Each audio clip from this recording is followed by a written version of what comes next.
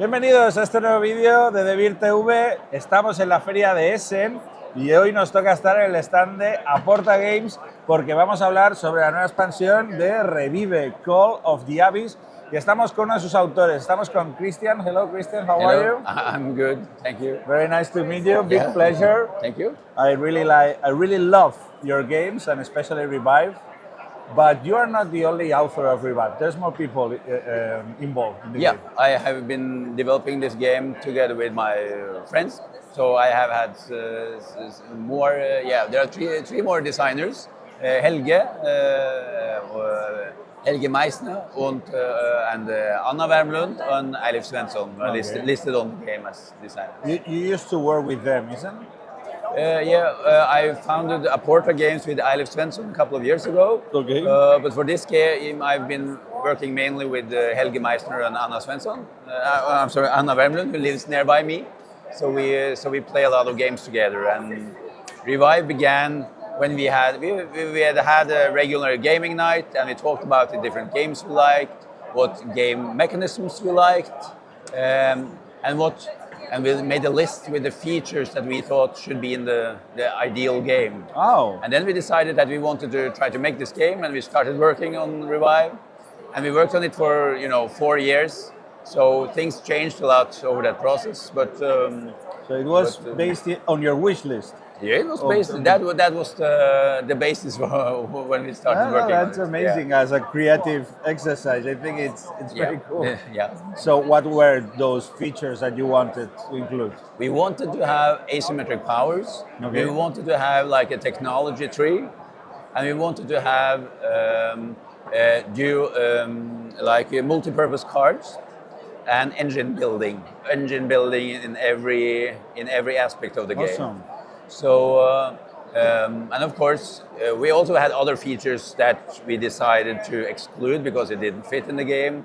But those were the three of the features that we kept throughout the whole process. So, yeah. Very good. And you just told me that you have won that very big award with Revive.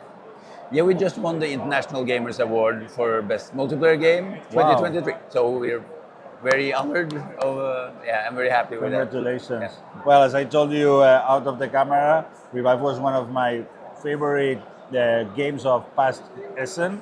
I really believe that it's a super original game. When people ask me, what game do you think Revive is like? It's super difficult for me to answer the question because there's a lot of things. Sometimes it reminds me even more to a video game. So yeah. There's a lot of different stuff. So congratulations for being so innovative with Revive. Yeah, thank you. We wanted to include a lot of variation in the game, both in the setup. So the game is different each time you play, so that you cannot just have one strategy that works every time, and that you have to adapt to the different states of the game and to what's available. And when we made these different asymmetric tribes, the asymmetric powers for each player, we also wanted the gameplay to feel different for each player depending on which tribe you play. And also that the tribes influenced the game for the other players. And that's true. Yeah, we hope that we succeeded to some of it. Each tribe has its own tree, and you can do all of the tree.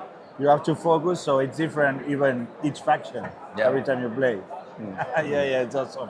So Kristian, now we have this expansion. How it got born? Well, we had been working for Revive for 4 years. We had launched the game in Essen, and it was very well received. And we decided that we wanted to expand the game. And often when one makes I think when you make an expansion, you can just put back whatever you had previously cut out. But we didn't do that now. We had new things that we wanted to explore. So nothing here was things that had been cut out from the original game. So all of these were new contents and new directions that we wanted to take the game in. And that was... so what happens in this game is that we have this new theme here, the Cyphos people, or the jellyfish people. They are a new entity. They live in the lakes, in the melting water lakes, And we have this new track which is placed next to the game board. Okay. So this is the devotion track. It shows your affiliation with these people. And as you move down here, you get different benefits. So there's a new scoring symbol in the game, which you can get from various effects, which lets you advance on this track. And when you reach certain checkpoints, you gain access to these Cyphos cards. And these are particularly powerful cards. I see. They are more powerful, and they also count as every color. So you can use them to trigger the modules of any color. And you can only get 3 of them in the game. So when you get them, you often try to build your strategy around them. Okay. So you play them and you try to get them back so you can play them again. So yeah. Very cool. So, and when you move this track, you will also gain, on this level here, you will get a free technology, which you unlock and place here, which gives you endgame points. Okay, but just for you? Just for you. So you take one of your meeples here and unlock a technology and place it here. And everyone who reaches this space can get this. It works like, these are the corner spaces from the base game. But those ones are in a row and you choose, or? You randomize it at the beginning of the game, which corner space will be here. Ah, okay. Yeah. So moving up this track is very powerful. And there are different ways of doing that. In the game now, there will be lakes, giant lakes. Lakes? Yeah, and these are put up at the beginning of the game. And you cannot move through them. They are blocked for range. And this is where the Cyphos people live, the jellyfish people live there. So when you build adjacent to these lakes, you will advance on this track. So you gain this affiliation, the devotion points when you build adjacent to the lakes. And also, on this here, these images show you how many devotion points you get from building a small house or a big house. And also, when you hibernate, you will receive benefits from having built adjacent to these lakes. Ah, when you refill your deck. When you hibernate, yes. So that creates a small engine around hibernation, so you can make hibernation more powerful for you. So maybe hibernation is something that you will do more often than in the base game. Well, at least you have this incentive to do that. Okay. Okay. Yeah, and then there are the journey cards. What we found in the base game was that sometimes players would get a lot of cards, and maybe not all the cards were very useful for them. So we wanted to do something about that, and we introduced the journey cards, and that is a new way to use your switch in the game. When you use the switch action, you can send out one of your characters on a journey. So you take a journey card. But you must also discard permanently one of your cards of this color. So there are gray journeys, green journeys, and yellow journeys. So for this one, you have to discard a green card. Okay. So he's on a journey, and you get this card.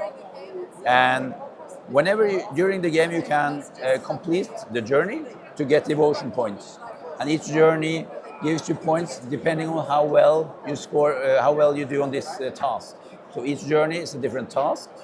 So here, you need to collect these crates. Okay. And if you have collected 2 crates and you complete the journey, then you get 2 devotion points. And you can get 3 or 4 points, depending on how many crates you have. Complete the journey is simply discarding a card? When you use the switch action to gain this card. Okay. And then you discard a card. Later you can decide, now I'm happy with this. You flip over the card, you gain the points. At any time? At any time.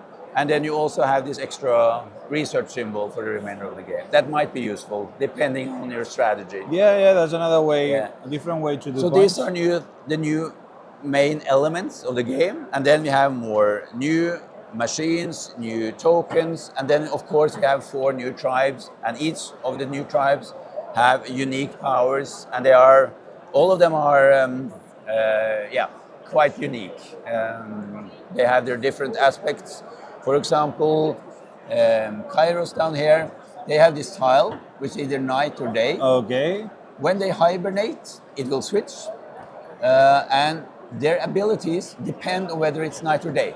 So during night, they have extra range. During daytime, they will get bonuses for building and populating, for example.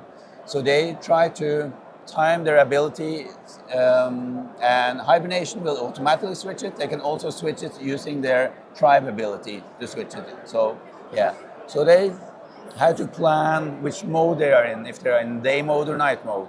No. Then you have the Cordicifians. They leech off of other players. They can build on the same space as other players and give them a leech marker. Leech. And they have technologies that let them take back a leech marker from a player to copy their technologies. So I could copy your technologies that you unlocked, or I could leech off from your range. I could start building from your buildings, for example. They are like parasites. Yeah, and their abilities depends a lot on which other players are in the game. That's cool. Yeah. So yeah. Yeah. So, and the other two, Ostarius? yeah, Ostarius, they have these giant gates which they build on the board. It takes up 3 spaces. And when they build them, they can decide if they are closed or open. Okay. If they are closed, no one can move through them, not even Ostarius. If they are open, they count as 1 space for range, so they are very good to move through. When they hibernate, it will all their gates will automatically switch to the other side. So what's been open is now closed, what was closed is now open.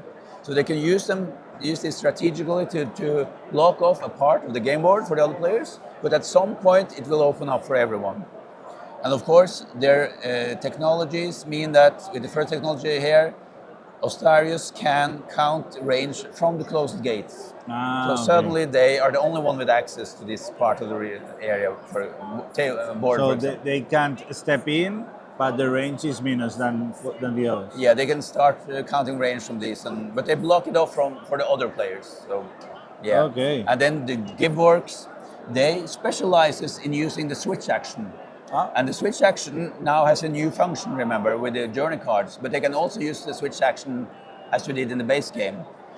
They begin with the game with these 2 gadgets. Okay. And every time they use a switch action, they can switch one of the gadgets to gain this additional benefit. So they get an extra crystal, or they get to discard a card. But only once per game. Yeah, well, when they do the switch action. But this is one time. One time. But they can, when they hibernate, they will gain back all of these. So also for them, there's a new ability when they hibernate. And their tribe action is to regain their switch action. So if they plan, they can do a lot of switch actions in the same round before they hibernate.